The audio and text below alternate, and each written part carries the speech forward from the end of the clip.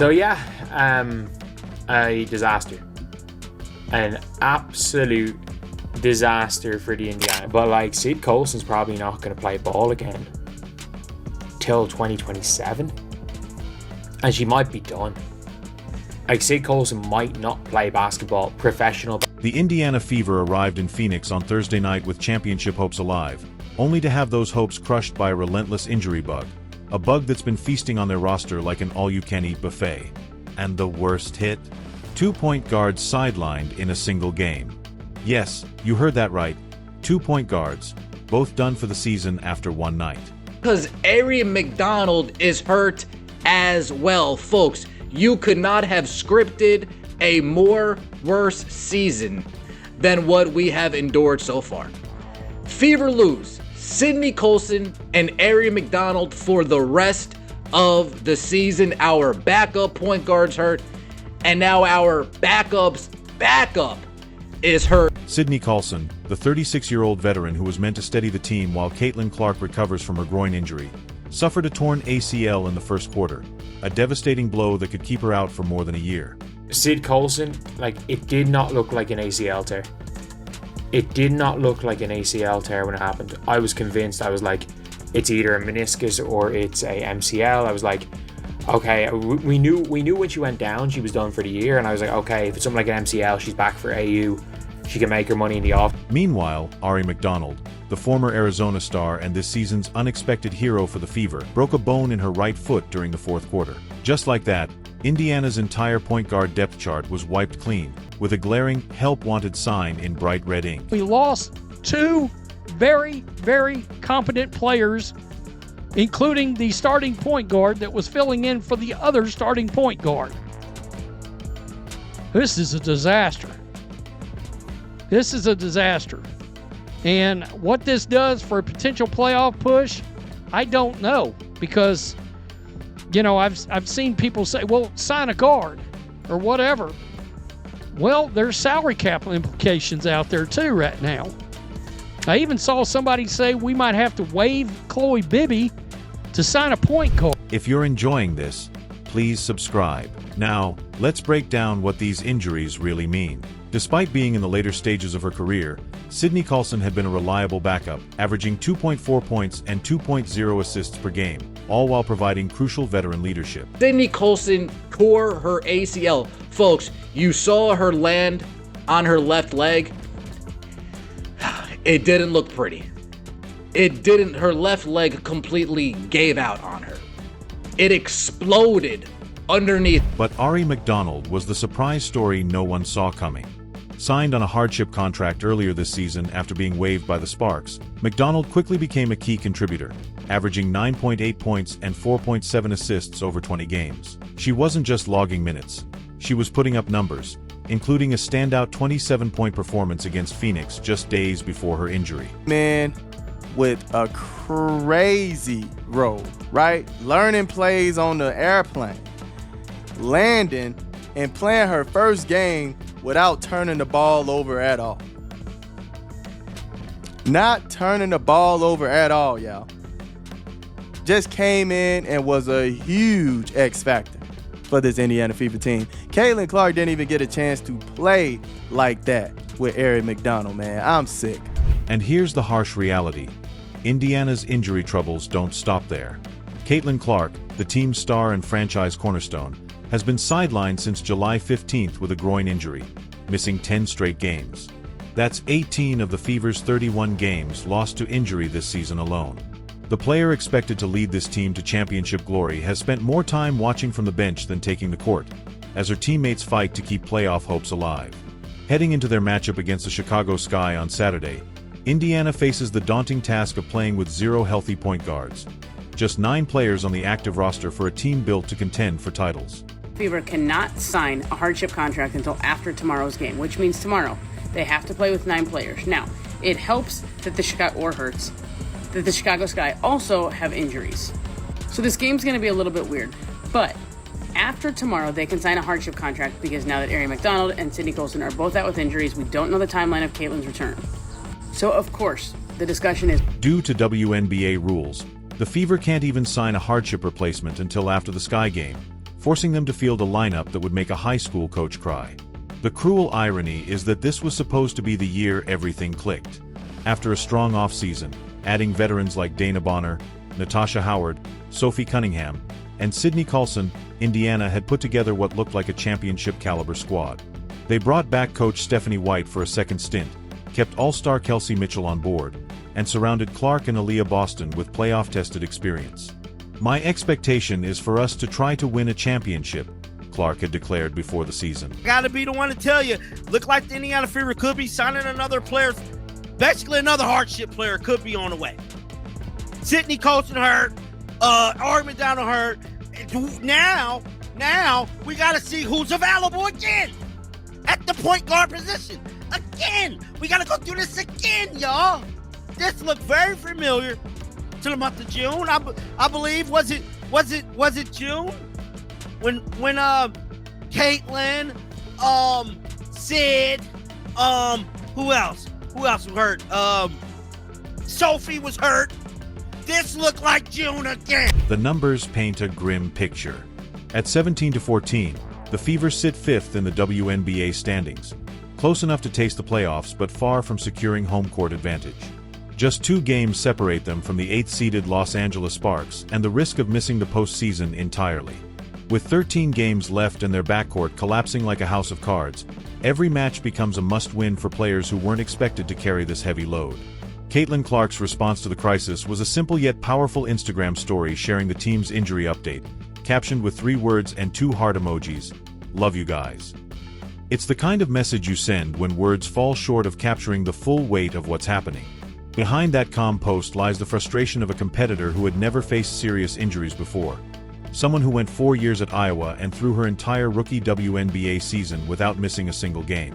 Is with the 2 of them out, if you guys don't know, they're able to get someone on a hardship, but if they want to replace 2 for 2, they have to cut one of them or cup returner. It is not possible for the Indiana Fever to go out with more than 10 players the rest of the year. They have 2 rest of season injuries on guaranteed contracts. They can't go out with more than 10 players the rest of the year. And the problem is the coach doesn't like playing 3 other players. The coach doesn't like playing KK, the coach doesn't like playing Chloe Bibby, and the coach doesn't like playing Bree Turner. On Suburb's podcast earlier this week, Caitlin Clark opened up about the mental strain this injury-riddled season has taken on her. "It's been really tough to be active, play 4 games, then be out again," she admitted. "I'm not feeling my best, and it's frustrating after working so hard in the offseason only to spend so much time rehabbing." The player who was meant to be leading fast breaks and threading impossible passes has instead found herself sidelined, forced into the role of spectator as her championship window threatens to close. While she has started full speed running, she hasn't returned to basketball activities yet. With soft tissue injuries, first a left quad, then left groin, now right groin, the medical team is understandably cautious about rushing her back. But here's the harsh truth: even if Clark returns tomorrow, what exactly awaits her? Kelsey Mitchell, Sophie Cunningham, and Lexi Hull are now burdened with playmaking roles they never signed up for. Mitchell, naturally an off-ball scorer, is suddenly running the offense, while Hull and Cunningham are expected to facilitate despite their careers as role players. It's like asking your accountant to perform surgery. Good intentions, but not the right skills. Active and playing 4 games and then not, and not feeling the best, and then frustrated of how hard I worked in the off season, and then all I do is rehab and continue to do this process, and just trying to trust that the best I can. And obviously there's really frustrating days, and there's days where it's a little bit easier, and you're very, very motivated, and you're close to the finish line of getting back and being back, and then it's not like I have a training camp to build up to playing my first game again. It's no, you're tossed into game 30, go try to play well. It's hard. The Fever's championship hopes, once so tangible, now hang by a thread. From preseason favorites to potential regular season casualties, the harsh reality of pro sports only recognizes wins, losses, health, and availability. Consider this: the team's record with Clark on the court this year is 8-5, but without her, they're 9-7. These stats suggest more depth than many give them credit for, until McDonald and Colson's injuries wiped out the point guard depth in one blow. Names like Odyssey Sims, who averaged 8.7 points and 3.5 assists with the Sparks before release, Jalen Sheerid, recently cut by New York, and Grace Berger, a former Indiana University standout currently on a 7-day hardship contract with Dallas, have been mentioned. But these players aren't plug-and-play fixes. They're band-aids on a wound needing surgery. Lose a cent. So Ari and Colson don't lose a cent if they get cut. They're just no longer on the roster. They don't lose 1 cent of money. And it means the Fever can bring in players. But we know the Fever aren't going to do it. If Alexa Philippou is talking about them not being able to sign a hardship, we know they're just going to sign a hardship. We know they're going to go out. Like, the Fever can literally get rid of the 2 of them, sign 2 new players, and go out with 12 players in the playoffs. But we know the Indiana Fever are going to go out with 10 players in the playoffs. Like, we just know they're going to do it. We know they're going to do it. Like, we know, like, look, they're going to be dumb for cutting. They're not, like, if anyone's getting cut, it's going to be Chloe Bibby. If anyone's getting cut, they're going to cut her. You just know it. For PR reasons. Could also cut Bree Turner. At this stage, she's got diplomatic immunity. The psychological toll extends beyond roster issues. This season was meant to validate the Fever's growth. For Clark, it marks a harsh introduction to the brutal realities of professional sports. Once the unstoppable force leading Iowa to back-to-back Final Fours, she now struggles with staying healthy enough to find rhythm. The player who never missed a game is now watching months pass from the sidelines as her team fights to survive without her. Saturday's game against Chicago is more than a regular season matchup. It's a test of resilience. Can a 9-player roster with no point guards stand up to a Sky team still led by Angel Reese, capable of exploiting Indiana's weaknesses? The Fever entered the game as 11.5-point favorites, but those odds were set before their entire backcourt went down. And they're really going to need Caitlin Clark to come back, but they don't want to rush her, you know what I'm saying? Erica McDonald has been really, really good for them, great for them. So that's definitely a hit. And Sydney Colson is, even though she don't play a lot of minutes, but her leadership, man, her contributions in that locker room is great, you know what I'm saying? And damn, this is a tough break for them. Because, you know, obviously they coming off winning 5 out of their last 6 games or something like that. And, damn. What makes this even more heartbreaking is the timing. The Fever had battled through Clark's earlier injuries, built chemistry, and found ways to win. They overcame a tough start and established themselves as playoff contenders. Their Commissioner's Cup win over Minnesota showed they could compete with the league's best.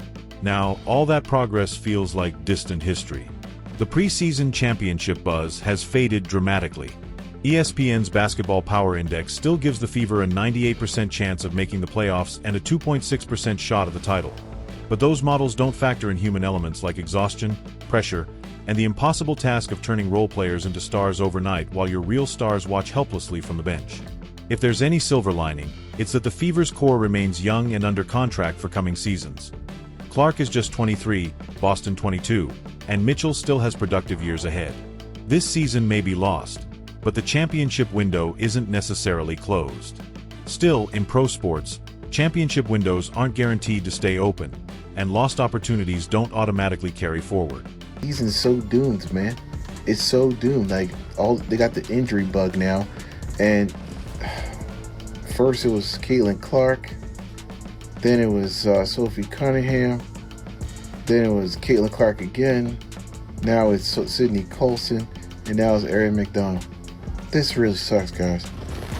I have the hope is dimming, and this season is not looking good. It's like, not only we lost to the Mercury, to that bum Bonner, but they also, like... The broader WNBA landscape doesn't wait for anyone to heal. The Minnesota Lynx continue their push toward the top seed, the New York Liberty are hitting their stride, and teams like Atlanta and Phoenix are gaining momentum. Every game Indiana plays shorthanded is an opportunity for their rivals to pull away in the standings. The playoff math is ruthless, and the Fever are rapidly running out of room for error. Looking ahead to the rest of the season, the real question isn't if Caitlin Clark will return, but whether she'll come back to a team still fighting for contention, or one whose season has already been defined by what might have been. The player who was meant to be the face of the WNBA's growth is instead becoming a cautionary tale about how fragile athletic careers and championship dreams can be. Goodness, another hardship player's on the way. Damn! Somebody said my freaking blood pressure is high. I can't with these losses. I mean, tonight loss was ridiculous, guys. I mean, just downright ignorant. This was a downright ignorant loss. An embarrassment to the team, an embarrassment to the fan base. And I'm telling you right now, oh my God, look at what the Phoenix Mercury admin just did. Look at what the Phoenix Mercury admin. The Indiana Fever began the season with championship hopes and a roster designed to compete right away. Now, they face the harsh reality of either limping into the playoffs as a broken team or watching from home while their star recovers from yet another soft tissue injury. This fall from grace didn't happen over years, but in the span of one devastating game in Phoenix. Caitlin Clark's love for her teammates shines through social media support and sideline encouragement. But love doesn't win games, and words can't replace the skills that left the court that Thursday night. The Fever are about to discover if heart alone can carry them through the storm, or if this season will be remembered as the one where everything that could go wrong did. Welcome to professional sports, where championship dreams don't always end with a bang. They can die quietly with the snap of an ACL and the dull crack of a broken bone.